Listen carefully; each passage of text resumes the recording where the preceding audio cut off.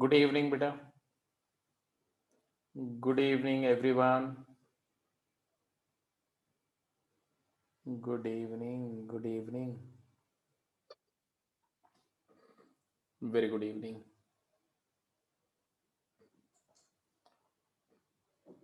So, hopefully, you have done the last exercise of NCRT, right? Binomial distribution, binomial theorem of probability पर base सारे questions कर गए होंगे, isn't it?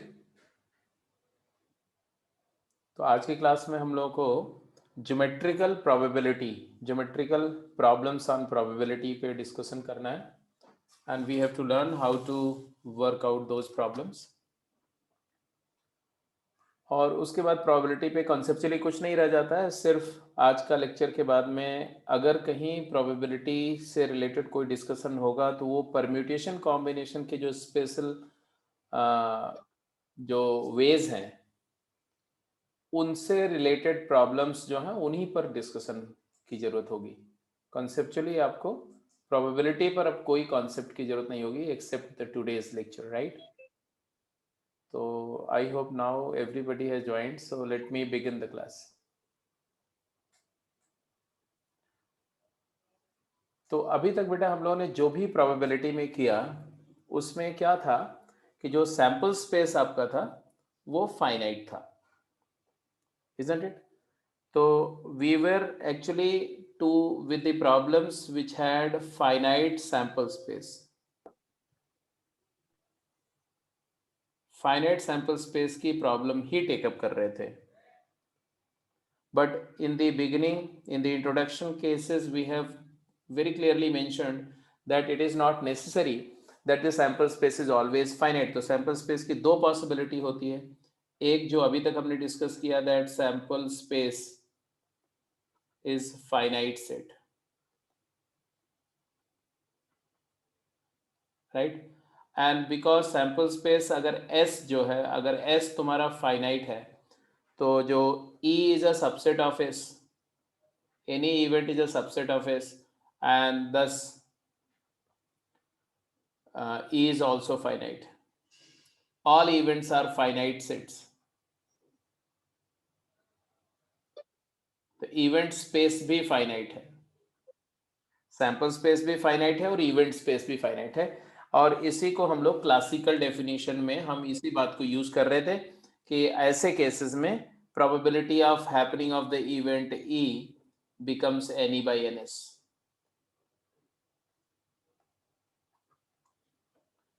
But eventually, if the sample space ns become infinity, in that case what will happen? Then this definition will not hold good, because ns becomes infinity. If any remains finite, then it is okay, the probability is zero because the event become impossible.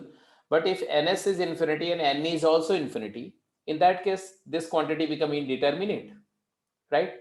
So if ns becomes infinity and ne also becomes infinity, यहाँ equal to infinity के बजाय it is more mathematically correct to say that ns is tending to infinity and n is tending to infinity. In that case, the probability of the event E by classical definition it will be infinity by infinity form. So it is, that is indeterminate हो जाएगा. अब अगर ये indeterminate quantity हो गई तो indeterminate का मतलब क्या होता है? इंडिटर्मिनेट फॉर्म का मतलब होता है something which is which cannot be algebraically determined. हमें उसको डिटरमिन करने के लिए लिमिटिंग एनालिसिस करनी पड़ेगी. तो सबसे पहले इंपॉर्टेंट बात यहाँ क्या होगी कि हमें लिमिटिंग एनालिसिस करनी पड़ेगी, पहला पॉइंट. तो limiting analysis is needed, limit निकालनी पड़ेगी. दूसरी बात कि we have to use some analogy. We will use some analogy. That analogy may be arithmetical or geometric to convert right? The NE and NS both to some finite equivalent. ये finite equivalence वाली बात थोड़ी interesting है कि हम कुछ ऐसी geometric या फिजिकल एनालिसिस यूज करेंगे जिसमें एनी जो कि इन्फिनिट सेट है और एनएस भी इन्फिनिट सेट है, ये दोनों किसी फाइनाइट मेजर में कन्वर्ट हो जाए. Finite measure, measure means measurement. अब उसके लिए क्या करेंगे वही देखना है, वही लर्न करना है. तो बात आती है कि भाई सबसे पहले ये सोचो कि जो इन्फिनिट सेट्स होते हैं, है ना, वो क्या सारे एक जैसे होते हैं? नो. इन्फिनिट सेट्स में भी दो तरह की कैटेगरीज हैं. ये भी डिस्कशन हुआ था जब इन्फिनिट सैंपल स्पेस डिस्कस हो रहा था कि इन्फिनिट सेट्स जो होते हैं वो दो कैटेगरी में होंगे. तो there are two types of infinite set. Definitely दोनों इन्फिनिट होंगे, लेकिन एक डिस्क्रीट होगा और एक कॉन्टिन्यूअस होगा. एक डिस्क्रीट होगा. डिस्क्रीट का मतलब डिसकंटिन्यूअस. डिसकंटिन्यूअस, डिसकंटिन्यूअस जैसे. और एक जो है वो कॉन्टिन्यूअस होगा. नॉन डिस्क्रीट मतलब कॉन्टिन्यूअस. अब डिस्क्रीट क्या है और कॉन्टिन्यूअस क्या है, इसके बारे में डिस्कशन जो है वो सेट्स में भी आपने पढ़ा हुआ है. डिस्क्रीट मतलब जो जैसे कि नेचुरल नंबर हैं, whole numbers, set of integers and etcetera. ठीक है, इनको हम डिस्क्रीट सेट बोलते हैं या इनके सबसेट्स. तो ये क्या, काउंटेबल. डिस्क्रीट जो होते हैं ना वो काउंटेबल होते हैं. और एक जिसमें एलिमेंट मतलब उसके जो एलिमेंट होते हैं ना, डिस्क्रीट सेट के एलिमेंट जो होते हैं वो एक सर्टेन यूनिफॉर्म गैप पे अकर करते हैं. मतलब स्टैगर, वो क्या होता है, स्प्रेड होते हैं, so that they are isolated, they are not connected to each other, so you can basically count them. अब देखो कुछ लोग अभी क्लास में एंट्री मार रहे हैं, देखो ये बिल्कुल यंग मैन वाली एंट्री है इन लोगों की. ठीक है, अब यहां पर देखो, यहां पर जो कॉन्टिन्यूटी की बात कर रहा हूं मैं, वो नॉट यूनिफॉर्मली सेग्रीगेटेड. जैसे अगर मैं ऐसा बोलूं कि प्राइम नंबर्स 2, 3, 5, 7, 11, 13, अब ये यूनिफॉर्मली सेग्रीगेट है, बट ये भी क्या है, ये भी क्या है, ये भी डिस्क्रीट है. डिस्क्रीट मतलब सेपरेट फ्रॉम ईच अदर. ठीक है, बट अगर मैं ऐसा बोलूं कि x belongs to real number and x lies between the interval 0 to 3, तो भाई ये तो एक कॉन्टिन्यूअस डिस्ट्रीब्यूशन हो गया ना. ये 0 है और ये 3 है, और 0 से लेके 3 के बीच में कितनी नंबर्स है, इन्फिनिट नंबर्स हैं. और उनमें हम ये नंबर्स कंटिन्यूअसली डिस्ट्रीब्यूटेड है. हम ये नहीं बोल सकते कि किसी एक नंबर के नेक्स्ट वाली नंबर कौन सी है. ठीक है, you consider howsoever small part of this interval. इस इंटरवल का कितना छोटा से भी छोटा पार्ट अगर कंसीडर करो तो उसमें भी इनफाइनाइट नंबर ऑफ एलिमेंट्स होंगे. यही कंटिन्यूटी का मतलब होता है. कंटिन्यूटी का मतलब क्या होता है कि if there is a number x and there is a number x plus h, right, then there are infinite number of x naught belongs to x plus h. x naught belongs to x plus x to x plus h. तो infinite many x naught ऐसे लिखो, infinite number of element x naught belongs to x plus h for all h tending to 0.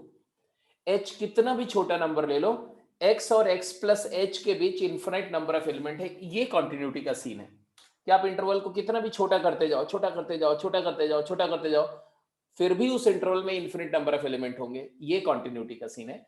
चलो इसके बारे में detail calculus में समझ में आएगा, बट फंडामेंटली जो जो सैंपल स्पेस अगर इन्फिनाइट है तो ऐसे दो तरह के मिलेंगे, ठीक है, एक ऐसे number, natural number, whole number, integer, prime number ऐसे, और एक जो कंटिन्यूअस इंटरवल्स के फॉर्म में होंगे। आई थिंक इतनी बात तो सबको समझ में आ रही है,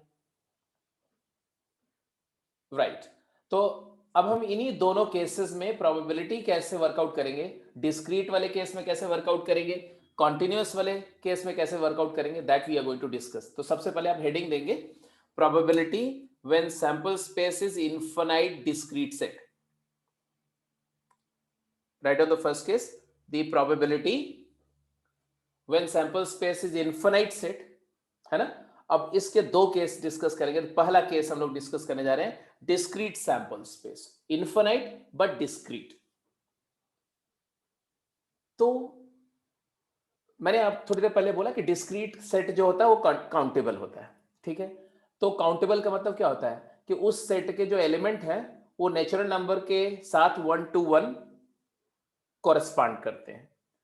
तो ऐसे डिस्क्रीट सैंपल स्पेस को हम हमेशा सेट ऑफ नेचुरल नंबर या उसके सबसेट से डिनोट कर सकते हैं। तो आप यही लिखेंगे, क्या लिखेंगे, in such cases represent the sample as well as event space, sample space को भी और इवेंट स्पेस को भी किससे रिप्रेजेंट करो, नेचुरल नंबर के सबसेट्स के फॉर्म में रिप्रेजेंट करो। तो पहले सैंपल स्पेस को नेचुरल नंबर के किसी सबसेट से डिनोट कर दो, फिर उसका जो इवेंट स्पेस है उसको भी नेचुरल नंबर के किसी सुइटेबल सबसेट से डिनोट करेंगे, और फिर दोनों के कार्डिनल नंबर को लिमिटिंग एनालिसिस से कंपेयर करेंगे। एन ऑफ एस निकालेंगे, एन ऑफ ई निकालेंगे, और फिर उसको लिमिट की हेल्प से एन अप्रोचेस इन्फिनिटी से कंपेयर करेंगे। तो चलो करके देखते हैं, क्वेश्चन करते तो ज्यादा क्लियर होगा। जैसे क्वेश्चन है, पढ़िए, हालांकि आंसर भी लिखा हुआ, बट अभी just remove the answer, answer को आप डिसरिगार्ड करो, ठीक है, और क्वेश्चन को पढ़ो। क्वेश्चन क्या बोल रहे हैं, question says a natural number is randomly selected, find the probability that it leaves remainder less than 5 if divided by 4। अब यहां पर सबसे पहले तो सैंपल स्पेस को समझो। सैंपल स्पेस क्या है, तो सैंपल स्पेस जो है वो it consist of 1, it consist of 2, it consist of 3, it consist of 4। How many such numbers are there, infinite, infinite numbers are there, and therefore if I simply say that what is s, तो आप बोलेंगे it consists of the number x such that x belongs to natural number। what is ns, तो you'll definitely say that ns is infinity। now come back to the other part, find the probability। अब इसमें से एक number कोई select किया, तो ns infinity है, clear है। अब इसमें से एक नंबर सेलेक्ट किया, इस बात के क्या चांसेस है कि ये नंबर 8 से डिवाइड करने पर लेस देन 5 रिमाइंडर देगी। तो अब हम बोलेंगे कि इसमें कौन कौन से नंबर आएंगे बेटा, तो आप बोलेंगे कि E क्या है, E is a event set defined as x such that x is equal to 8q plus r, where r can take value 0, 1, 2, 3 and 4। so how many elements are there in E? definitely infinity, infinite number of element यहाँ है। तो मतलब है कि statistical जो method है वो तो फेल कर जाएगा, क्योंकि एनएस भी इन्फिनिटी है, एनई भी इन्फिनिटी है, तो प्रोबेबिलिटी हम नहीं निकाल सकते। तो बोल रहे हैं अब ऐसे केस में क्या करें, तो ऐसे केस में हम ये बोलेंगे कि ये जो हमारा एस है ना, एस को रीडिफाइन करेंगे, रीस्ट्रक्चर करेंगे एक्स को। तो redefine sample space as below. Let us consider S as natural number कितने टाइप की होती हैं, तो आप बोलेंगे natural number can be 8k और 8k plus 1 और 8k plus 2 और 8k plus 3 और 8k plus 4 और 8k plus 5, 8k plus 6 और 8k plus 7।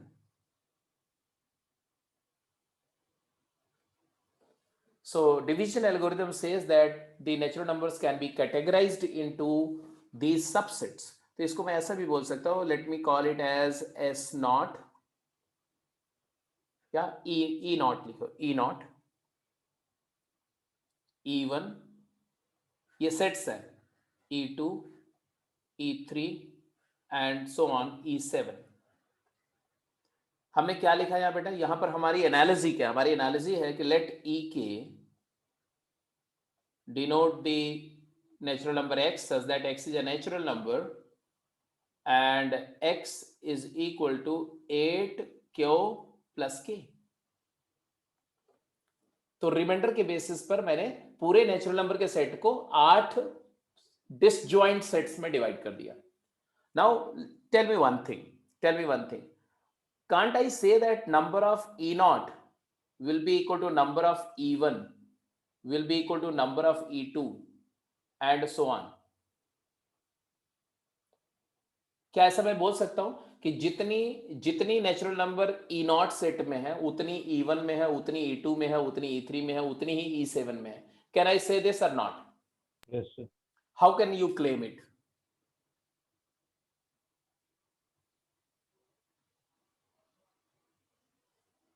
सर हर एक सेट में इनफिनिट होंगे तो सारे, हर एक में इन्फिनिट है. इन्फिनिट बोलने से काम नहीं चलेगा. आप ये बोलेंगे बिकॉज नंबर ऑफ E नॉट, या E नॉट तो छोड़ो, नंबर ऑफ, मैंने बोला EI upon number of EJ क्या होगा? It is equal to limit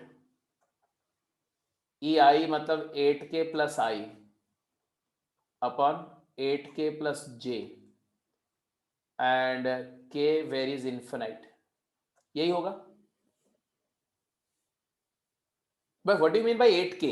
8k का मतलब 8 into 1, 8 into 2, 8 into 3, 8 into 4, 8 into 5, 8 into 8 के मल्टीपल है. कितने हैं? इन्फिनिट है. तो k इन्फिनिटी को अप्रोच कर रहा है.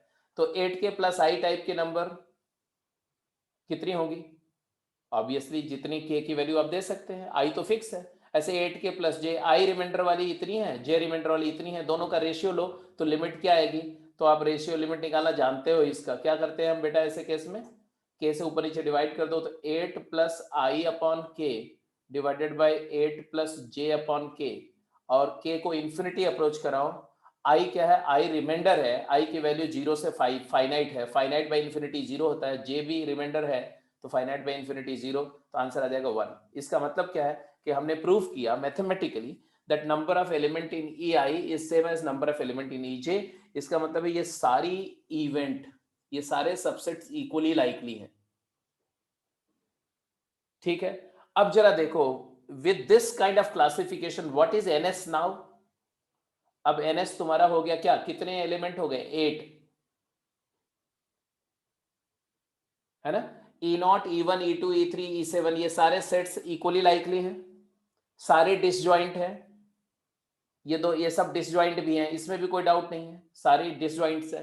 तो अगर मैं सैंपल स्पेस को सैंपल पॉइंट्स में ब्रेक करता हूं, सैंपल पॉइंट्स से सैंपल स्पेस बनता है. सैंपल पॉइंट की क्या खासियत होती है? They are mutually exclusive and exhaustive.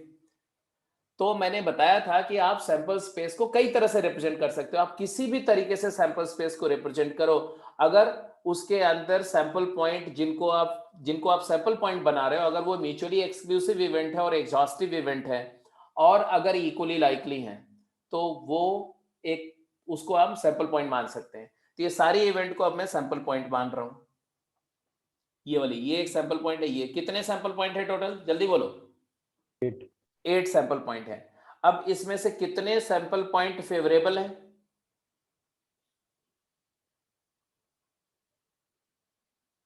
Sir 5. हाँ 5. 0 रिमाइंडर फेवरेबल मतलब हमारा जो इवेंट स्पेस हो जाएगा ना, इवेंट स्पेस में हमारे कौन कौन से आएंगे?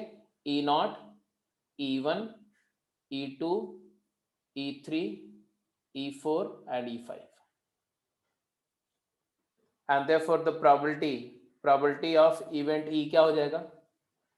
Probability of E will be equal to 5/8. Sir E5 नहीं आएगा. हाँ क्या? E5 नहीं आएगा सर. क्या बोला? E5 नहीं आएगा. क्या आएगा फिर? सर रिमाइंडर लेस देन 5 होना चाहिए ना. हाँ तो तो फिर sir E0, E1, E2, E3 और E4 आएंगे। सर तो Ne6 हो अच्छा जाएगा। अच्छा, तो E5 की बात करो ना, E5 नहीं आएगा, E4 तक ही आएगा, लेकिन नंबर ऑफ एलिमेंट 5 आएंगे, तो 5/8। Is that clear? Yes sir. Yes तो ये है कि जब भी डिस्क्रीट सैंपल स्पेस की प्रॉब्लम आएगी तो हमेशा आप सैंपल स्पेस को भी सबसेट ऑफ नेचुरल नंबर से डिनोट करोगे और फेवरेबल स्पेस को भी सबसेट ऑफ नेचुरल नंबर से डिनोट करोगे।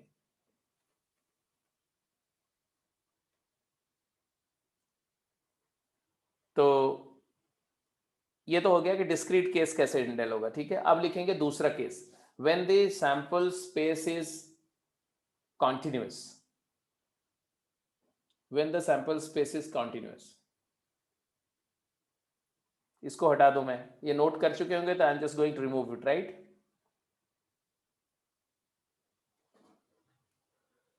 अब कंटिन्यूअस सैंपल स्पेस में कई सारी कैटेगरी होगी। कंटिन्यूअस सैंपल स्पेस का मतलब क्या होता है कि सारे सैंपल पॉइंट एक कॉन्टिन्यूअस, मतलब कोई भी दो सैंपल पॉइंट के बीच इन्फिनिट सैंपल पॉइंट है तो वो कंटिन्यूअसली डिस्ट्रीब्यूटेड है। अब वो डिस्ट्रीब्यूशन तीन कैटेगरी का हो सकता है। हो सकता है कि सैंपल पॉइंट का डिस्ट्रीब्यूशन जो है वो एक लीनियर हो सकता है कि सैंपल पॉइंट का डिस्ट्रीब्यूशन एक प्लेनर रीजन में हो, और हो सकता है कि सैंपल पॉइंट का डिस्ट्रीब्यूशन एक स्पेशियल 3 डायमेंशनल हो।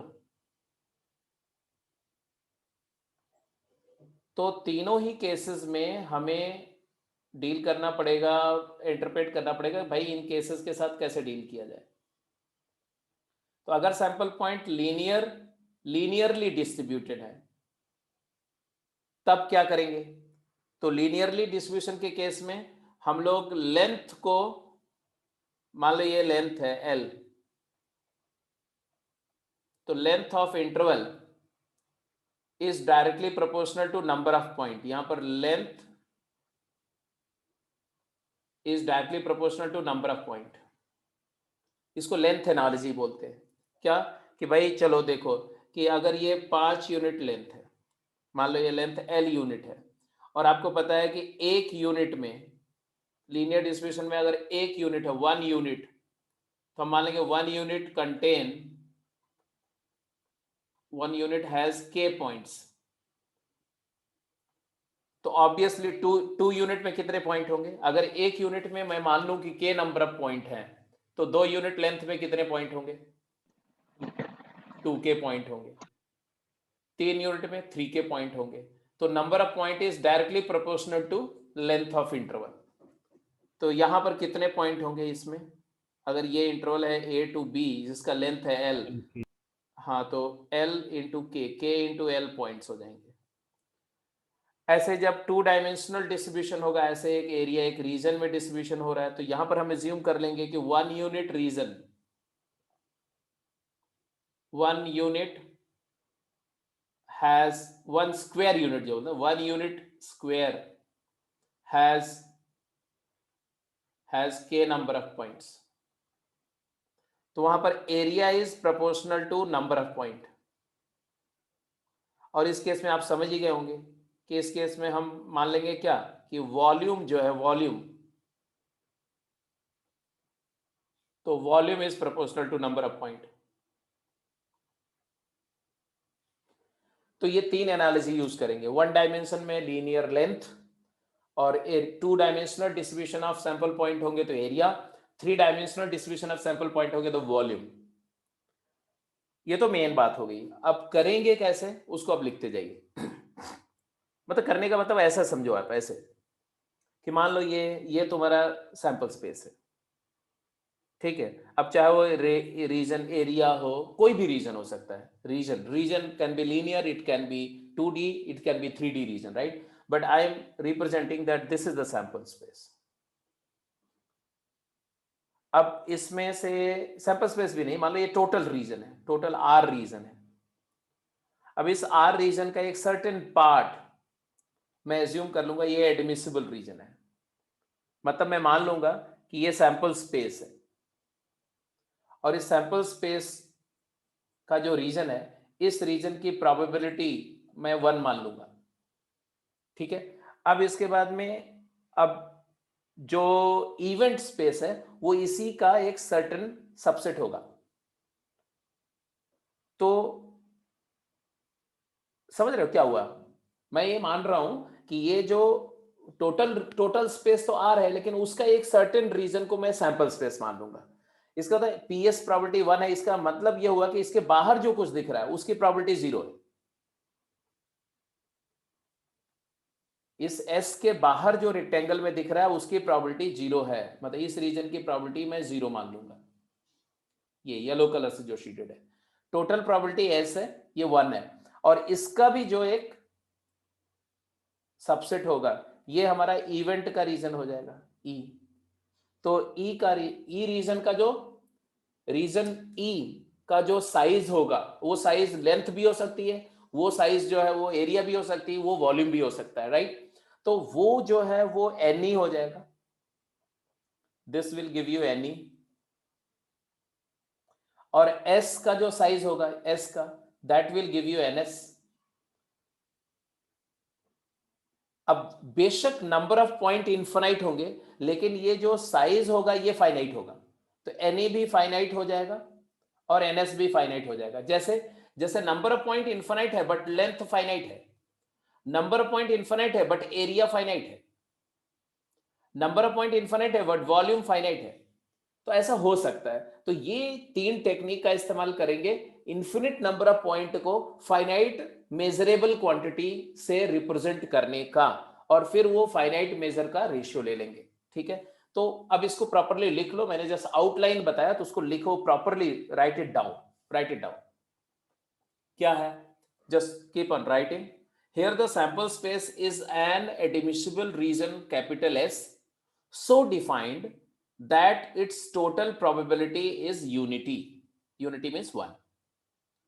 And that of non-admissible region has probability 0. वही मैंने बताया कि वो जो सैंपल स्पेस जिसको बोला उस रीजन की probability 1 है, और उसके बाहर जो भी है उसकी probability 0 है। ये हमने assume किया।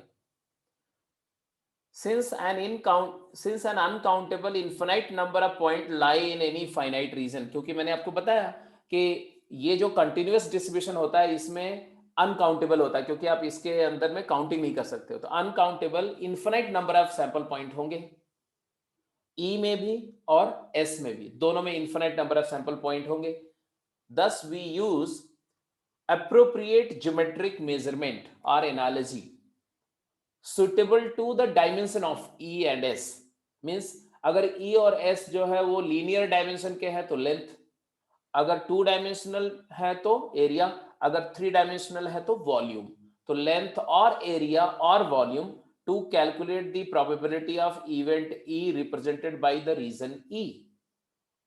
और वो क्या होगा तो आप लिख देंगे PE, probability of the event E will be measurement of the region EX।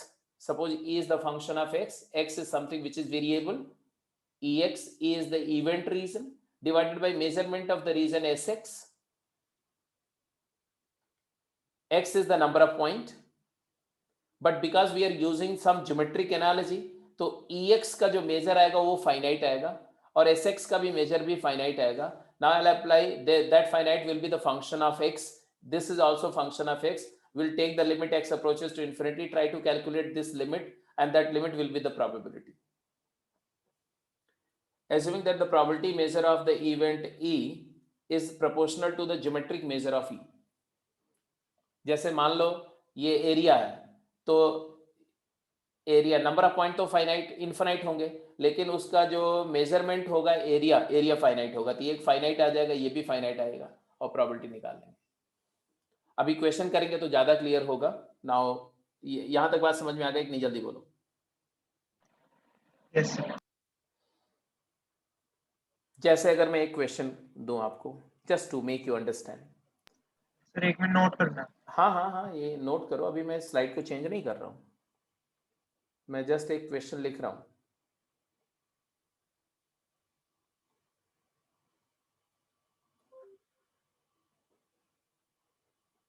Question है a point is randomly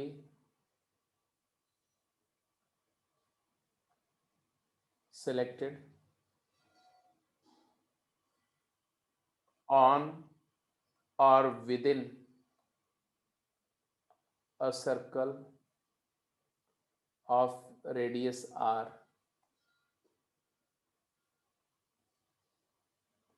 find the probability that chosen point is nearer to circumference than the center of circle.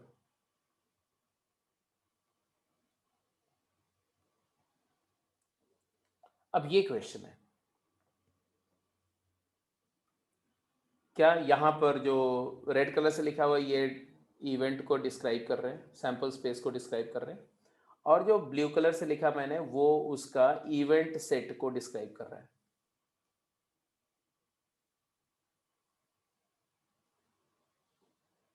ठीक है साहब, अब हमें कोशिश करना है कि इसकी प्रोबेबिलिटी हम निकाल सकें विदाउट एनी फर्दर इंफॉर्मेशन और सपोर्ट गिवन टू यू।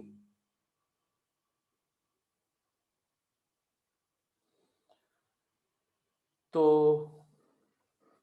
पहले आप मुझे बताओ कि इस प्रॉब्लम में जो सैंपल पॉइंट्स हैं वो उनका डिस्ट्रीब्यूशन का नेचर क्या है, 1D, 2D और 3D? 2D 2D डिस्ट्रीब्यूशन है। तो आई थिंक ये सारा सब लोग मेजर कर चुके, सब लोग लिख चुके हैं, तो मैं इस स्लाइड को चेंज कर सकता हूँ। हाँ mister Dikshant and all Yes, sir. Rest of all, right, सब लोग कर चुके हैं। तो I am going to change the slide, अगर कॉन्सेप्ट क्लियर हो चुका है तो लिख चुके हैं तो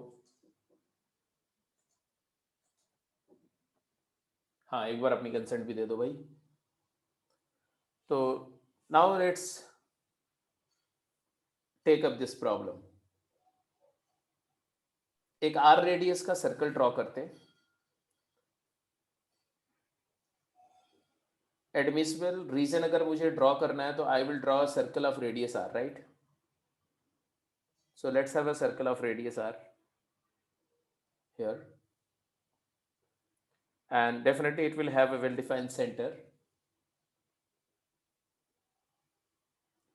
Then this entire region is admissible. तो what is NS? तो मैं बोलूंगा कि let number of points per square unit area equal to K. So the number of element in the sample point, sample space क्या होगा? तो it is equal to pi r square is the area of the circle multiplied by K. Definitely it is infinity. Definitely it is infinity. Pi r square into K is infinity. But you know that pi r square is finite. This is finite. And K approaches to infinity. No doubt about it. But this K is a constant quantity with respect to 1 unit square. K constant है। ठीक है, अब आते हैं कि can you locate the point which are desired points? If a point is randomly chosen, then the point which are lying nearer to the circumference as compared to center, वो कौन से point है? तो जब हमें nearer या farther की बात करी जाए तो हमें पहले वो पॉइंट देखने चाहिए जो इक्विडिस्टेंट है। पहले इक्विडिस्टेंट पॉइंट, वो पॉइंट बताओ जो सेंटर और सरकमफरेंस दोनों से सेम डिस्टेंस पर है। तो सेंटर से सरकमफरेंस की डिस्टेंस कितनी होती है बेटा? वो यूनिफॉर्म है। सेंटर से सरकमफरेंस का कोई भी पॉइंट कितने डिस्टेंस पर लाई करता है? आर डिस्टेंस पे लाई करता है। तो वो पॉइंट जो इक्वल डिस्टेंस पर होगा सेंटर और सरकमफरेंस से, वो डेफिनेटली r/2 डिस्टेंस पर होगा। सेंटर से r/2 डिस्टेंस पर होगा। isn't it? तो कहीं पर भी, जैसे यहां पर भी ले लो तो सेंटर से r/2 डिस्टेंस पर, यहां पर भी ले लो तो सेंटर से r/2 डिस्टेंस पर। मतलब we are talking of the points which are forming a circle with the same center but r/2 radius. So these are the points which are at equal distance from the circumference and center. ये वाले point equal distance पे हैं. तो कौन से point हैं जो circumference के नियरर हैं? ये पॉइंट. अब मैंने पहले जो फेवरेबल रीजन है, इवेंट स्पेस को पहले मैंने आइडेंटिफाई करना है. तो हम लोग पहले इवेंट स्पेस को आइडेंटिफाई कर गए. अब आइडेंटिफाई करने के बाद नो डाउट इसमें भी इन्फिनिट नंबर ऑफ पॉइंट है, लेकिन इसका एरिया मेजर तो फाइनाइट है ना. तो इस इवेंट स्पेस की बात करते हैं. एनी को क्या लिखोगे आप? तो आप इसको लिखोगे definitely pi r square minus ये वाली एरिया पहले निकाल लो. ये वाली रिंग की एरिया निकालना है, तो ये दोनों सर्कल के एरिया, छोटा और बड़ा सर्कल को माइनस करना. तो ये आ जाएगा पाई आर स्क्वायर बाई 4 r/2 का होल स्क्वायर इंटू के तो कांस्टेंट ऑफ प्रोपोर्शनलिटी है. एक यूनिट में के पॉइंट है तो इतने एरिया में इतने पॉइंट होंगे. That's it. तो देखो एनएस भी इन्फिनाइट है, एनई भी इन्फिनाइट है, बट दोनों में जो इन्फिनिटी वाला जो फैक्टर है ना वो सेम है.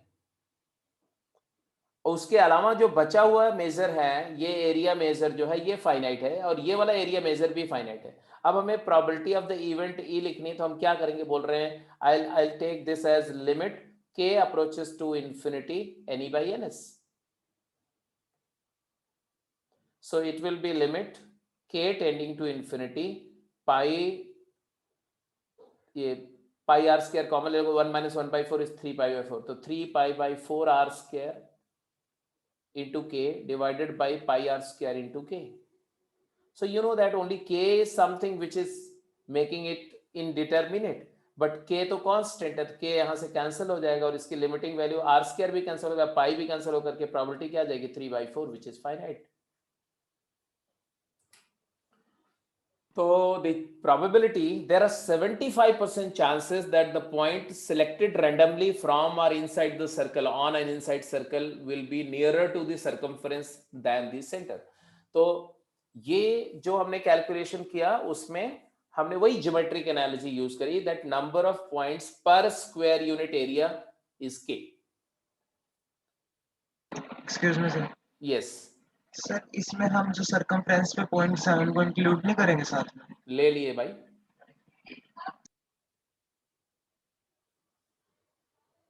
ले लिए, but does that makes any difference here? No sir. जैसे अगर मान लो एक इंटरवल लिया मैंने, एक इंटरवल लिया ए से बी और एक लिया क्लोज्ड ए से बी, एक ओपन ए बी एक क्लोज ए बी. अगर मैं बोलूं कि इन दोनों में कितने पॉइंट्स का डिफरेंस है, तो 2 ही पॉइंट का डिफरेंस है ना. Yes sir. तो अगर मैं बोलूं कि इस ओपन ए बी में n पॉइंट है, तो इसमें कितने पॉइंट है? n+2. Yes sir. तो n/n+2 when limit n going to infinity क्या होगा? 1 ही होगा. Yes. तो इंफिनिटी में कुछ फाइनाइट ऐड हो जाए तो कोई फर्क नहीं पड़ता, अगर हम लेंथ की बात कर रहे हैं तो. इसी तरह से अगर हम एरिया की बात कर रहे हैं, तो एरिया क्या है? हर लेंथ के कॉरस्पॉन्डिंग एक इन्फिनाइट है, आउटर लेंथ के कॉरस्पॉन्डिंग भी इन्फिनाइट है, फिर ऐसे इन्फिनिट इन्फिनिट ऐसे रिंग्स हैं, ऐसे ऐसे ये बहुत इन्फिनिट नंबर ऑफ रिंग से एरिया बन रही है. उसमें से एक रिंग कम हो जाए या ज्यादा हो जाए उससे कोई फर्क नहीं पड़ता. तो एरिया या लेंथ या वॉल्यूम में ओपन या क्लोज करने से कोई फर्क नहीं पड़ेगा. इसका ध्यान रखो आप. बाकी बातें जब कैलकुलेट करेंगे तो धीरे धीरे और क्लियर हो जाएगा. बट मतलब ये अगर एक सर्कल की एरिया लेनी है, समझ रहे हो मेरी बात को? एक सर्कल की एरिया निकालने के लिए बोला मैंने. अब मैंने बोला कि आप बोलोगे सर सर्कल के एरिया निकालने में मैं सर्कल का सरकमफरेंस को लूं या उसके अंदर का एरिया, तो अंदर का एरिया सरकमफरेंस को लेकर के सेम ही आएगा. क्यों? क्योंकि जो आउटर लेंथ है, ये लेंथ का थिकनेस क्या है? थिकनेस 0 है, लेंथ फाइनाइट है, फाइनाइट इंटू 0 इज 0. तो एक जो लेंथ है ना इसका कोई एरिया नहीं है बेटा. ऐसे इन्फिनिट, इसको इन्फिनिटेसिमल बोलते हैं. ऐसे इन्फिनिट नंबर ऑफ इन्फिनिटेसिमल जब मिल जाएंगे ना, इन्फिनिट, एक दो से कुछ फर्क नहीं पड़ेगा, दो लेंथ, दो सरकमफेरेंस हटा दो, तीन रिंग हटा दो, उससे कोई फर्क नहीं पड़ेगा। लेकिन अगर इन्फिनाइट मेनी रिंग हटाओगे तो infinite into zero is finite, तब वो फाइनाइट एरिया के बराबर हो जाएगा। That you'll get to know when you actually learn calculus। तो अभी उस पर इतना डिटेल में जाने की जरूरत नहीं है, जस्ट कॉन्सेप्चुअली सोचो, समझ में आएगा। तो ये क्वेश्चन समझ में आ गया सबको? हटाऊं इसको मैं? Yes sir. ठीक है, तो ये जस्ट मैंने एक एग्जांपल दिया कि what we are actually suppose to do here. अब इसको नोट करके दो तीन पॉइंट और लिख दो फटाफट, फिर क्वेश्चन पे चलते हैं। पहला, दैट लीनियर डिस्ट्रीब्यूशन के केस में मैंने क्या आपको बताया, number of sample point directly proportional to length of the interval of distribution. जैसे मान लिया इवेंट स्पेस ए के है, लेंथ ए के is the number of point per unit length, A length of interval है तो ए के हो गया, ए के इसका इवेंट का नंबर हो जाएगा, और एस का नंबर क्या होगा, बी लेंथ है तो बी के, तो प्रोबेबिलिटी ए के बाई बी के अप्रोचेस इन्फिनिटी तो ए बाई बी आ जाएगी। इसी तरह से अगर टू डायमेंशनल डिस्ट्रीब्यूशन है तो area is directly proportional to number of point. अभी जस्ट मैंने आपको बताया कि number of sample point is directly proportional to area of the region of distribution. तो अगर मान लो ये वाली एरिया ए ई है और सैंपल स्पेस की एरिया ए एस है, और मैंने बोला कि पर यूनिट एरिया के नंबर ऑफ पॉइंट क्या है, k number of point per unit area है, तो ऑब्वियसली प्रोबेबिलिटी या x number of point per unit area है, तो प्रोबेबिलिटी हो जाएगी limit A area measure of the event space into x upon area measure of sample space into x, and x approaches to infinity, x cancel हो जाएगा, ए by S finite हो जाएगा। And same you do for 3D distribution में, number of sample point is directly proportional to volume, and if I assume that the volume E and volume S be the respectively area measurement volume measure of the event and sample space, then probability will be V by S। तो geometric probability में exactly जो probability होगी वो event और sample space के respective finite geometric measure का ratio होगा, that's it. That geometric measure can be length, can be area, can be volume. अब ये सब कॉन्सेप्ट को इस्तेमाल करते समय सबसे पहले तो आपको ये समझ में आना चाहिए कि जो प्रॉब्लम है उसको समझो। कई बार ऐसा होगा कि प्रॉब्लम एक्चुअली वो कंटिन्यूअस सैंपल स्पेस की नहीं होगी, आप कंटिन्यूअस ट्रीट कर जाएंगे, वो डिस्क्रीट होगी, तो वो जो इंटरप्रिटेशन गलत नहीं होना चाहिए। बाकी कॉन्सेप्ट में कुछ दम नहीं है, सीधे क्वेश्चंस पे जा रहा हूं मैं। इसको नोट कर लिया तो मैं हटाऊं और क्वेश्चन पे मूव करूं बेटा? Great, sir. No sir. No, sir.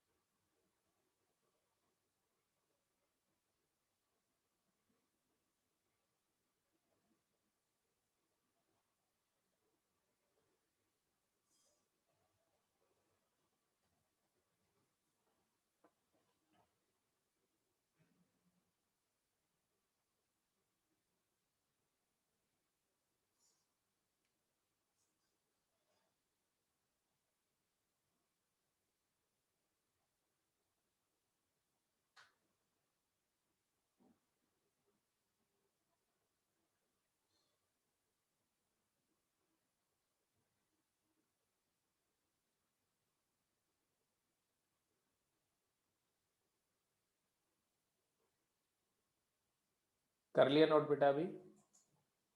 Yes sir. Yes, sir.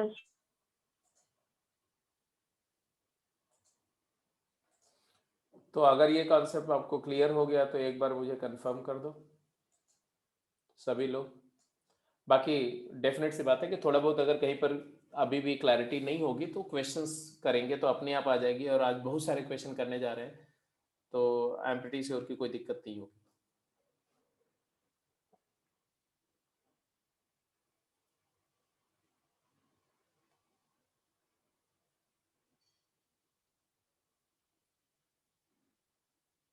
ठीक है जी, फटाफट वर्क करेंगे।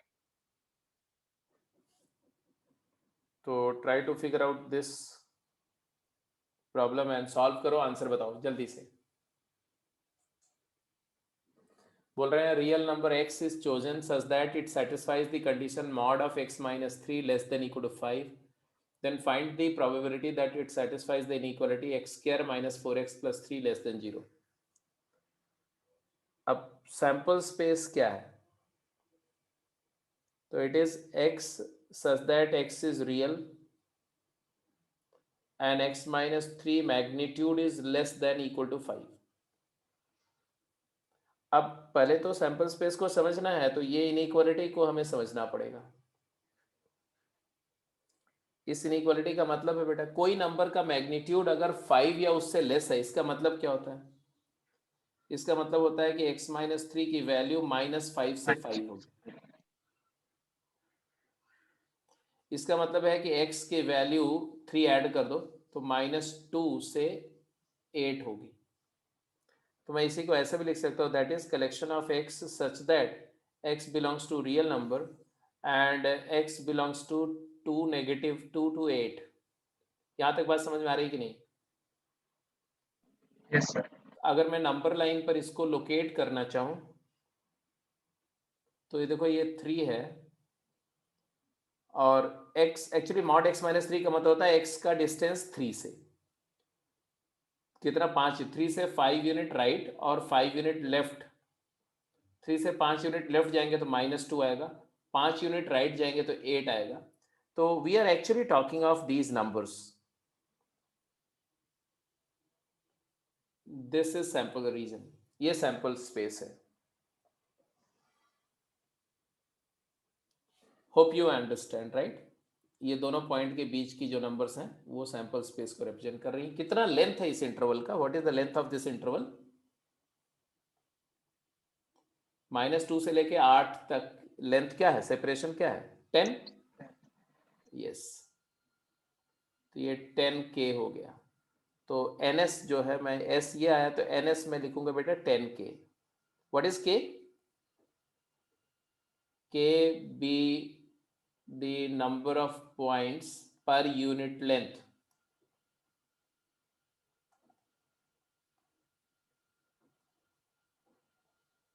हर एक पॉइंट एक रियल नंबर है, तो you can also say that k is the number of real numbers in 1 unit interval.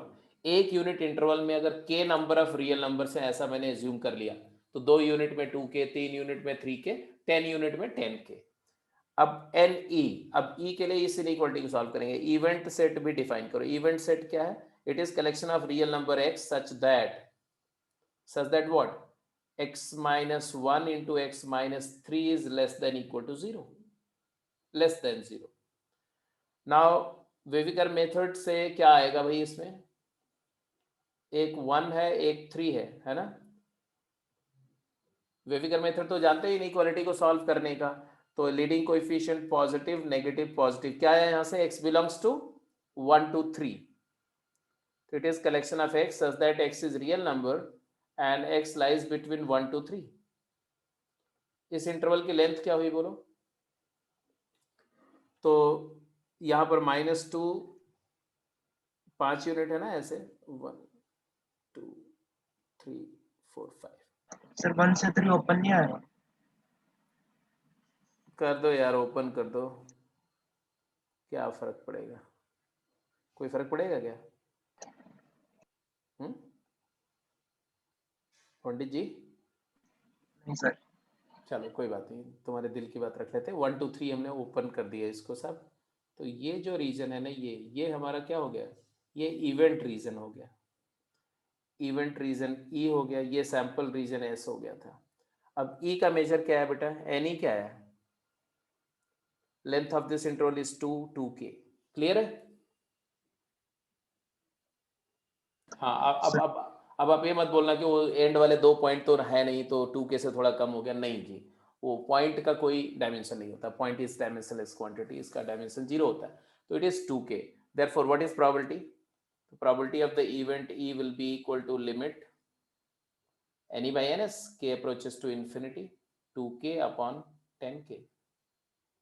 क्या आ गया? 1/5.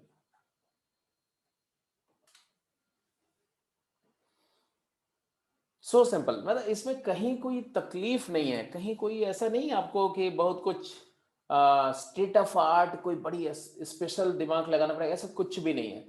एक बार बस नब्ज पहचान जाओ कि एक में लेंथ एनालॉजी है, एक में एरिया, एक में वॉल्यूम। वॉल्यूम के क्वेश्चंस अभी तक कभी पूछे नहीं गए, शायद पूछे भी नहीं जाएंगे, बट लेंथ एंड एरिया तक पूछा जाएगा। रीजन ये भी है कि वॉल्यूम कैलकुलेट करना किसी भी इरेगुलर फिगर का, ये आपके सिलेबस में नहीं है, ये आप बीटेक में जाएंगे तब पढ़ेंगे, ठीक है।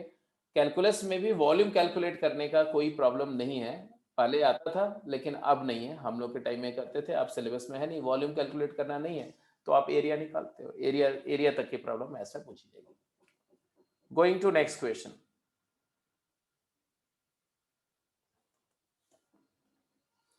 हाँ जी, फटाफट आंसर करिए, quick. An integer m selected at random from a set. अब इस क्वेश्चन के लिए आपके पास में 3 से 4 मिनट टाइम है, take your time, quick.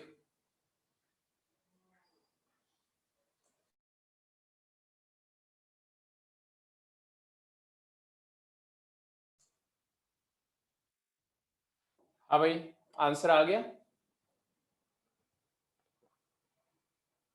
First question का आंसर आया कि नहीं, जल्दी बताओ।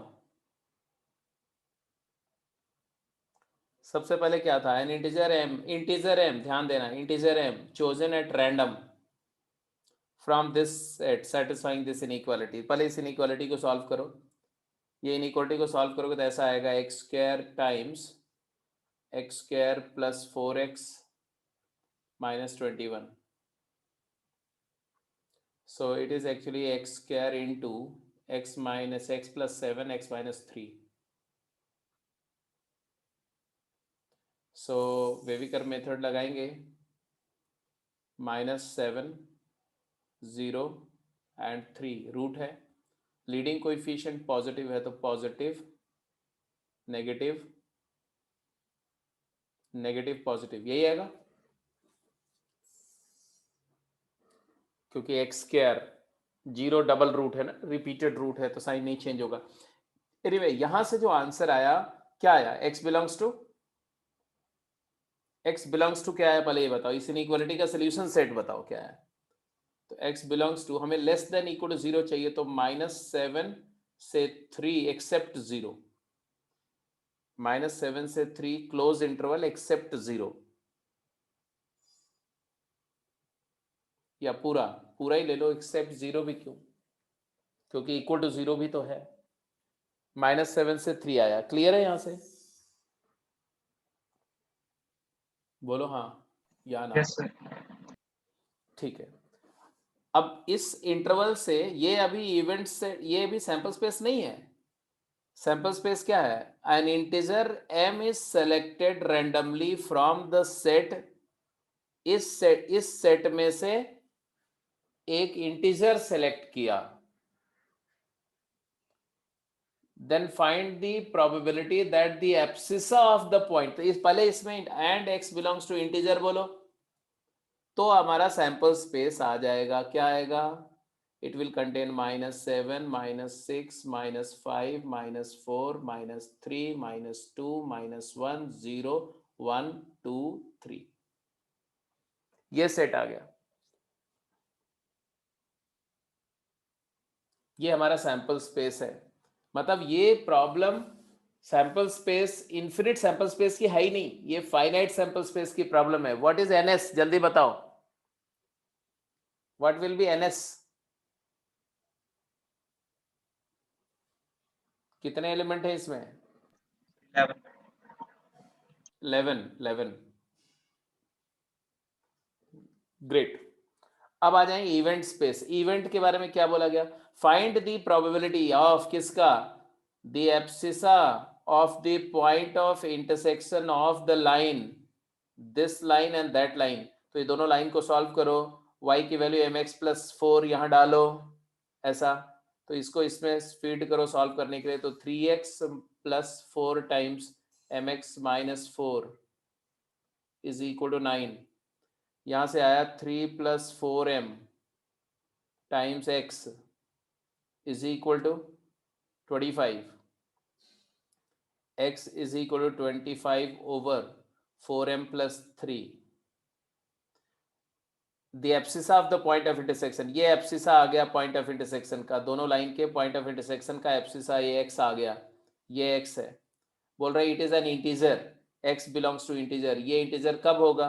जब 4m प्लस 3 25 में फैक्टर होगा, means 25 is divisible by 4m plus 3 होना चाहिए। तो ऑब्वियस सी बात है, क्या क्या ऑब्वियस सी बात है बोलो,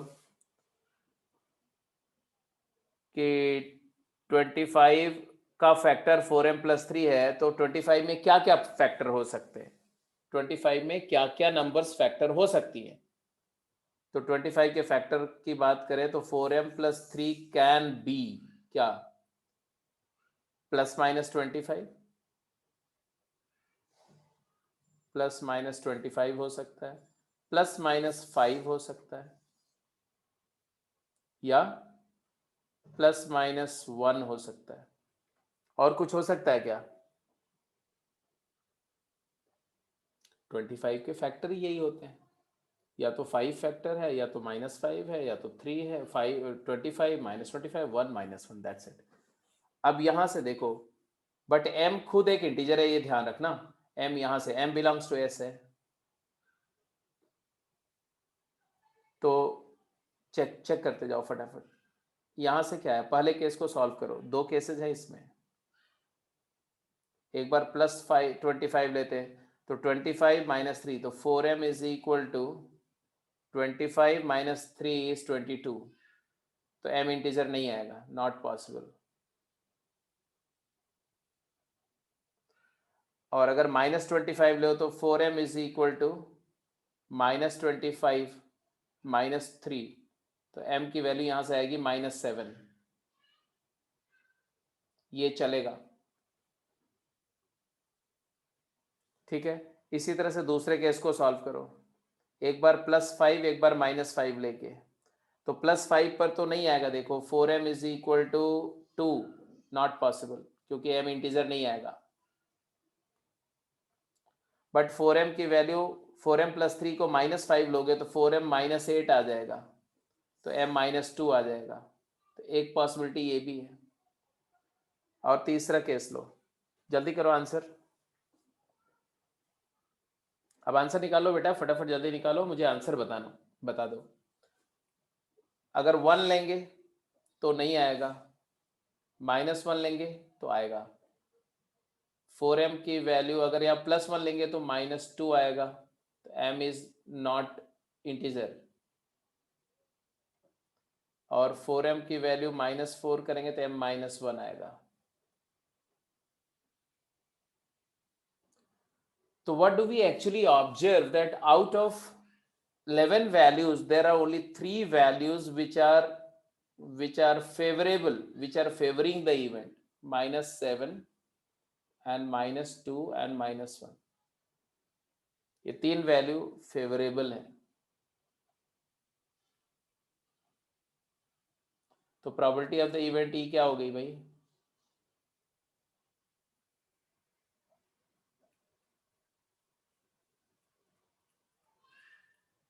अरे बोल दो। 3/11। 3/11। इतना सोचना पड़ा आपको, चलो ठीक है। तो कई बार ऐसा होता है कि जो, जैसे यहाँ पर ये लिखा था ना, x belongs to real number satisfying this, ये मिसलीडिंग था, कि ये सिर्फ इसलिए लिखा हुआ सो दैट आप कहीं ये समझने लगो कि अच्छा ये तो इन्फिनिट सैंपल स्पेस का प्रॉब्लम है, क्योंकि इंटरवल आएगा। नो, बाद में ये भी तो देखो ना कि उस इंटरवल से हम क्या कोई भी रियल नंबर सेलेक्ट कर रहे हैं? No, an integer m is chosen. इसका मतलब है कि वो फाइनाइट मेनी इंटीजर ही है उस सेट में, इसलिए फाइनाइट सैंपल स्पेस का प्रॉब्लम है। आगे चलते हैं। ये स्यूडो प्रॉब्लम थी, एक्चुअली देखने में लग रहा था कि इन्फिनिट सैंपल स्पेस होगा, but actually finite sample space का था। Going to the next question.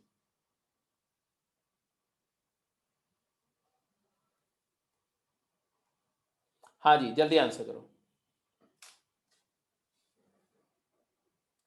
A natural number is selected randomly from the first 100 natural numbers such that fx is equal to x minus 20 into x minus 40 upon x minus 30 is defined. Find the probability that fx is less than 0. एक natural number x कुछ इस तरह से select किया गया from 1 to 100, 1 2 3 4 up to 100 में से एक नंबर x सेलेक्ट की गई, with a condition that F x ये फंक्शन डिफाइंड है, ये फंक्शन एक्स का ही फंक्शन है, डिफाइंड है। तो इस बात की क्या प्रोबेबिलिटी है कि एफ एक्स नेगेटिव होगा, इस एक्सप्रेशन की वैल्यू नेगेटिव होगी। तो ऑब्वियसली जब जब ये एक्सप्रेशन डिफाइंड होगा, जिस जिस एक्स के लिए एक्सप्रेशन डिफाइंड होगा उसमें इस एक्सप्रेशन का आउटपुट रियल होगा, फाइनाइट होगा। अब रियल और फाइनाइट में तीन पॉसिबिलिटी होगी, या तो आउटपुट नेगेटिव होगा, या तो आउटपुट पॉजिटिव होगा, या जीरो होगा। तो हमारा फेवरेबल है कि आउटपुट नेगेटिव हो और सैंपल है कि डिफाइंड हो। That's it.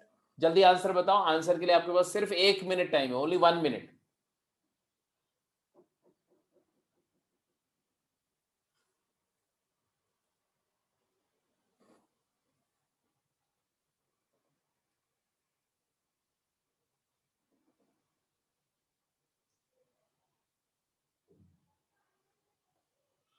What is NS?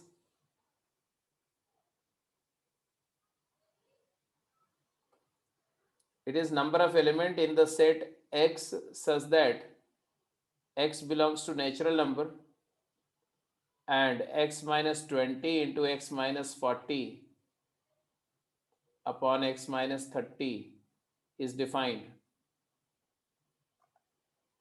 and X is less than equal to 100. ये कंडीशन है। तो ऑब्वियसली ये कब नहीं डिफाइंड होगा ये बताओ। एक ही केस में नहीं डिफाइंड होगा, जब x की वैल्यू 30 हो जाए। तो ns हो गया तुम्हारा 1 से 100, 30 को छोड़ दो तो 91, 99। क्लियर है? Yes, sir. अब NE की बात करो, NS तो क्लियर है, NE की बात करो। NE का मतलब क्या है? तो NE के लिए आप करेंगे it is number of element in the set X such that X belongs to natural number and, मतलब X बिलोंग्स टू S बोल दो, X belongs to sample space S and X minus 20 into X minus 40 upon X minus 30 is less than 0, strictly less than 0। अब आपको इसको solve करना है, ये inequality को। वेविगर मेथड लगाएंगे आप। इसका ये लेस देन 0 का मतलब क्या है? दो नंबर का रेशियो नेगेटिव है, मतलब उनका प्रोडक्ट नेगेटिव है। तो इसी को आप x minus 20 into x minus 40 into x minus 30 ऐसा भी लिख सकते हैं, लेस देन 0। तो बेटा यहाँ देखो ध्यान से, ये 20 है, ये 30 है, ये 40 है। लीडिंग कोएफिशिएंट पॉजिटिव है, पॉजिटिव नेगेटिव पॉजिटिव नेगेटिव। तो लेस देन 0 कहाँ कहाँ पर दिख रहा है? तो यहाँ से आंसर आया कि x बिलोंग्स टू, यहाँ लिख दो, it is equal to number so that x is a element of sample space and x lies between minus infinity तो नहीं होगा, क्योंकि हमें कहाँ से कहाँ तक लेना है? 0 से लेना है। x is positive, right? तो x belongs to 0 to 20 union 30 to 40।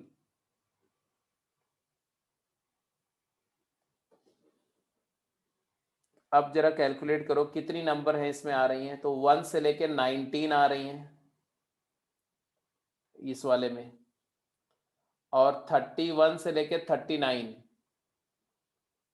31 से लेके 39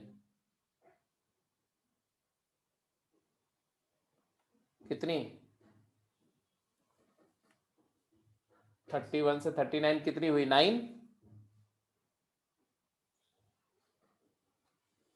एनी क्या आया भाई? 28. अब देखो कुछ लोग तो ड्रॉप हो चुके हैं क्लास से, बस उनकी क्लास इतनी होती है, वो आते हैं बस क्लास स्टार्ट कराने के लिए आते हैं। 28, ओके। तो प्रोबेबिलिटी कितनी आई बेटा?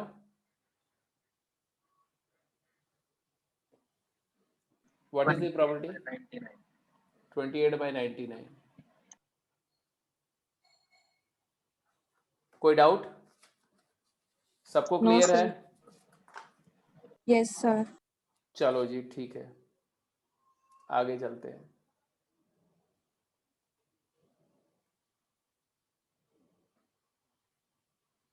जल्दी आंसर करो, quick.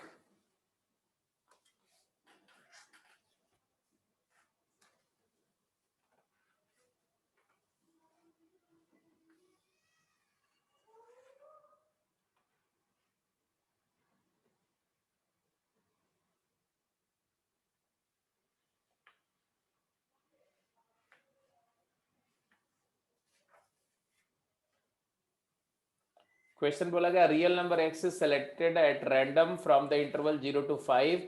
Find the probability that the equation given has real root.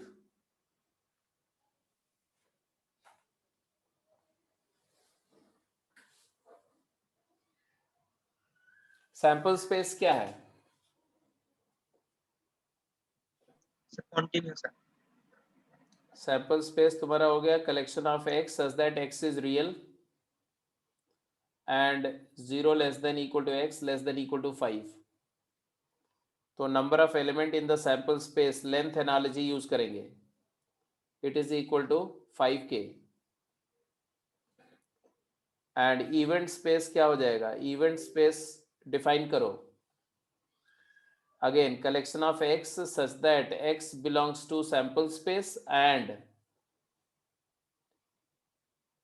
यहां से देखो दिस हैज x नहीं k बोलो, k x बोलोगे तो थोड़ा मिसलीडिंग हो जाएगा, k बोलो k।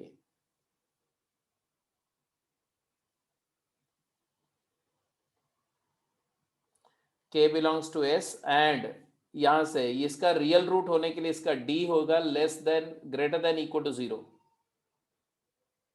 तो d मतलब क्या है बोलो जरा? d greater than equal to 0 का मतलब क्या है? k square b square minus 4 into 1 into 1/4 into k plus 2 is greater than equal to 0.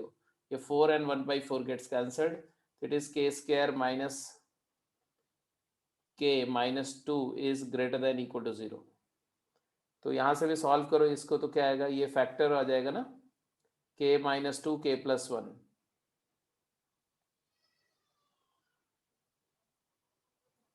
तो इनइक्वालिटी क्या आएगी जरा बताओ? ये -1 है और ये 2 है, -1 से 2 नो पॉजिटिव नेगेटिव पॉजिटिव, हाँ जी, तो 2 to 5 आ जाएगा क्योंकि एक्चुअली आएगा यहाँ से k बिलोंग्स टू 2 to 5 क्योंकि k s का एलिमेंट है, s नेगेटिव नहीं है उसमें, तो 2 to 5 हो गया। 2 to 5 का मतलब क्या हो गया? 3k। ये 0 है, ये 5 है, तो ये इंटरवल हमारा हो गया फेवरेबल और ये हो गया टोटल, ये टोटल इंटरवल हो गया, तो 3k हो गया। NE is equal to 3k और NS हमने निकाला था कितना? 5k। k क्या है? k is tending to infinity, तो probability of the event E is nothing but limit k approaches to infinity 3k by 5k, 3/5। कितने लोग आंसर पहले ही, सभी कुछ लोग तो आंसर पहले निकाल चुके होंगे इसका। 3/5 4/5 है, 2/5 कुछ भी चल रहा है भाई, सारे आंसर आ गए, चारों ऑप्शन मिल गए। किसी ने बोला 2/5 है, फिर 1/3, धक्के लग रहे हैं। करण बोल रहे हैं 4/5, दिशांत बोल रहे हैं 3/5, अच्छी बात है।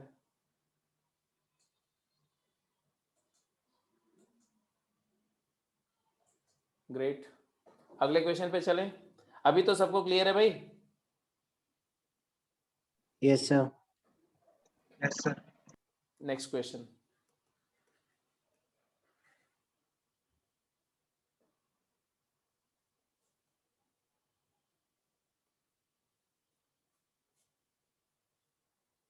जल्दी करो, क्विक। इस क्वेश्चन को सॉल्व करने के लिए आपको 3 मिनट मिल रहे हैं, 3 मिनट्स।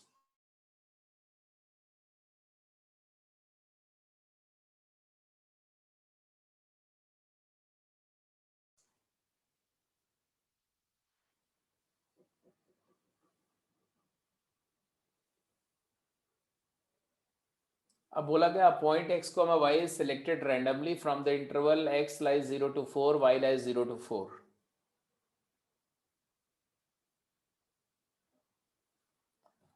तो यहां पर सिचुएशन ये है बेटा कि अगर मैं बोलूं कि सेट A जो है वो 0 to 4 इंटरवल है, क्लोज इंटरवल 0 to 4, तो जो सैंपल स्पेस है वो क्या है? It is collection of x, y such that x and y both belongs to A। मानते हो? तो एक्चुअली ये ए क्रॉस ए है, cartesian product of A with A. वो कौन सा रीजन होगा? सैंपल स्पेस को प्लॉट करो तो कौन सा रीजन आएगा? It will be the admissible region represented by a square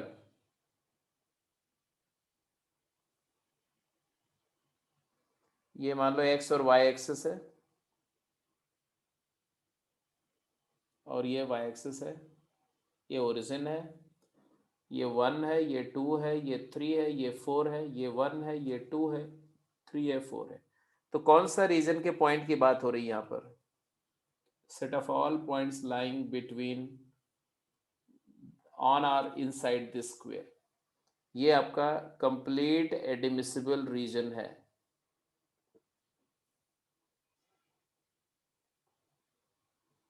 ये सैंपल स्पेस है। जब उन्होंने बोला कि वो सारे पॉइंट का कलेक्शन जिनका x कोऑर्डिनेट भी 0 से 4 है और y कोऑर्डिनेट भी 0 से 4 है, उसका मतलब है कि आप they are talking of this region only. ये रीजन की बात हो रही है।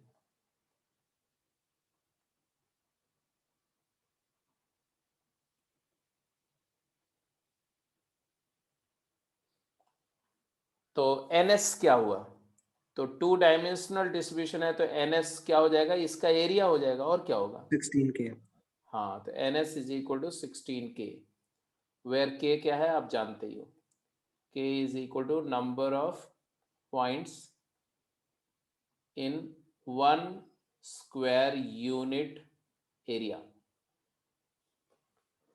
अब आगे चलो, बोल रहे हैं the point, find the probability that the point lies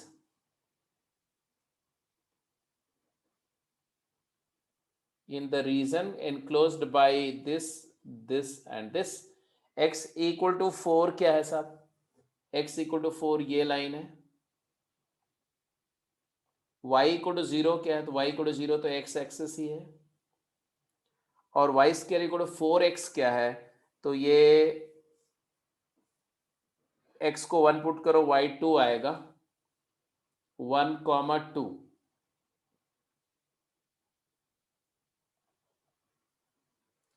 और x को अगर आप 4 पुट करो तो y भी 4 आएगा, 4,4, 0,0 से पास करने वाला एक पैराबोला होगा, ऐसा ऐसा पैराबोला, ऐसा। इधर भी होगा वो, इधर से भी जाएगा, ऐसी बात नहीं है, ऐसा पैराबोला होगा। अब बोल रहे हैं कि हमारा जो पॉइंट है y square equal to 4x है ये।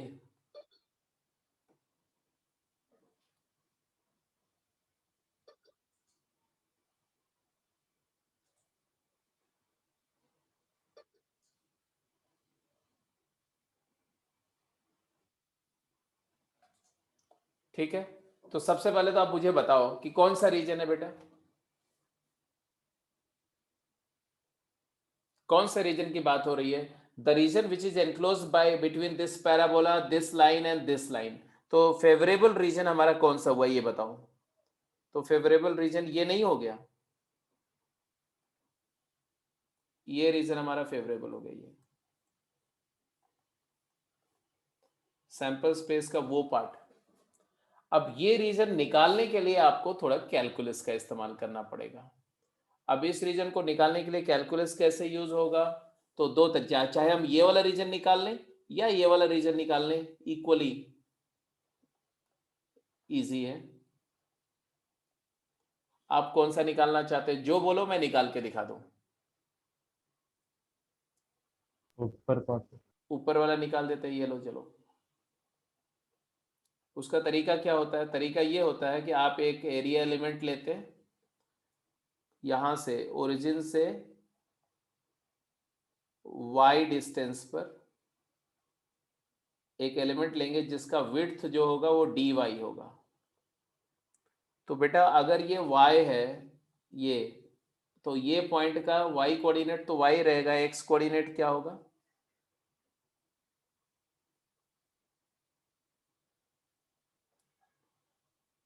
इस पॉइंट का कोऑर्डिनेट बोलो, x, y मान लो, ठीक है जी। तो ये लेंथ कितनी हुई x, और ये विड्थ कितनी हुई dy, तो इसकी एरिया dA, ये जो एरिया एलिमेंट मैंने शेड किया हुआ है, इस dA एरिया क्या होगी बोलो?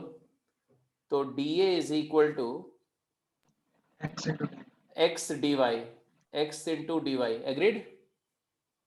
Yes, sir. x Yes, is the length and dy is the width. तो ऐसे ऐसे इन्फिनिट नंबर ऑफ ऐसे एलिमेंट होंगे 0 से लेके 4 के बीच में। तो ये वाली एरिया जो निकाल रहे हैं, कौन सी एरिया निकाल रहे हैं हम लोग? O P M. तो हमने निकाले एरिया ओ पी एम, क्या होगा? It is equal to integral x into d y where y varies from 0 से लेके 4 तक। बट x जो है वो कैसे कैलकुलेट होगा? तो यहां से होगा, वाई स्क्वायर 4x है, तो x क्या हो जाएगा बेटा? x हो जाएगा वाई स्क्वायर अपॉन 4। यहां पुट कर दो तो आ जाएगा integral y square upon 4 d y, 0 से 4। इवेलुएट करो तो क्या आएगा? तो 4 तो बाहर निकाल देना, 1/4। वाई स्क्वायर का इंटीग्रल होता है वाई क्यूब बाई 3, 3 भी बाहर निकाल दो, और ये वाई क्यूब को 0 से 4 इवेलुएट कर लो, कितना आया बोलो? 4 क्यूब 16/3। हाँ 64/12 हो गया, 4 इंटू 3 16/3 आ गया। अब 16/3 ये रीजन आया बेटा, टोटल स्क्वायर रीजन क्या है? 16। तो NE क्या लिखेंगे बेटा? NE हो जाएगा तुम्हारा 16 माइनस 16/3 इंटू के। आया कि नहीं आया? जल्दी बोलो। Yes, sir. तो probability of event E is equal to limit k approaches to infinity. ये कितना आया? 16 कॉमन है 2/3 ना, 16 into 2/3, 16 into 2 divided by 3 divided by 16k, and ये भी k था ना, तो k अप्रोचेस इंफिनिटी करेंगे तो k तो कैंसिल ही हो जाएगा, आंसर आ जाएगा 2/3। ठीक है, is that clear? Yes, yes, sir. sir. चलो चलो, तो अब इसके बाद में, अब आज की क्लास यहीं पर हम लोग जो है वो समराइज करते हैं, क्लोज करते हैं। अब एक जो अगली क्लास आपकी होगी संडे को, Sunday will be the last class on probability, उस पे हम लोग इसके कुछ और क्वेश्चंस करेंगे, मतलब क्वेश्चन ही करेंगे। अब बताने के लिए मुझे कुछ नहीं है, केवल क्वेश्चन करेंगे। जब ज्योमेट्रिक वाले प्रॉब्लम खत्म हो जाएगी तो कुछ और क्वेश्चन करेंगे, पीएनसी से रिलेटेड और प्रॉब्लम करेंगे। ठीक है बेटा। इसके बाद अगर मुझे कहीं पर प्रॉब्लम करते समय परम्यूटेशन कॉम्बिनेशन का इस्तेमाल आएगा कोई भी स्पेशल टॉपिक का, तो डाउट क्लास के अंदर में, क्योंकि अब इसके बाद जो डाउट चल रहा होगा वो प्रोबेबिलिटी का ही डाउट चलेगा, अगले पूरे वीक या 1-2 वीक प्रोबेबिलिटी का ही डाउट चलेगा, जब तक कि आप प्रोबेबिलिटी खत्म नहीं कर लेते। तो उन डाउट की क्लासेस में भी मैं कुछ कुछ पीएनसी के कॉन्सेप्ट कराऊंगा आपको, जहां जहां मैं देखूंगा कि आपको ट्रबल है। ठीक है बेटा, अभी रुक जाओ, हो जाएगा अपलोड, अभी मतलब चल रहा है काम, उस पर चल रहा है, क्योंकि बहुत सारे लेक्चर अपलोड करने हैं बेटा ना, तो उसमें थोड़ा सा समय चाहिए। डोंट वरी, इस वीकेंड तक हो जाएगा। ठीक है, तो can I close the call बेटा? Yes, sir. ठीक Yes, है, sir. Thank you, sir. Okay बेटा, take care, Thank you, bye. sir. You are welcome बेटा, you are welcome always. Good night, sir. Very good night.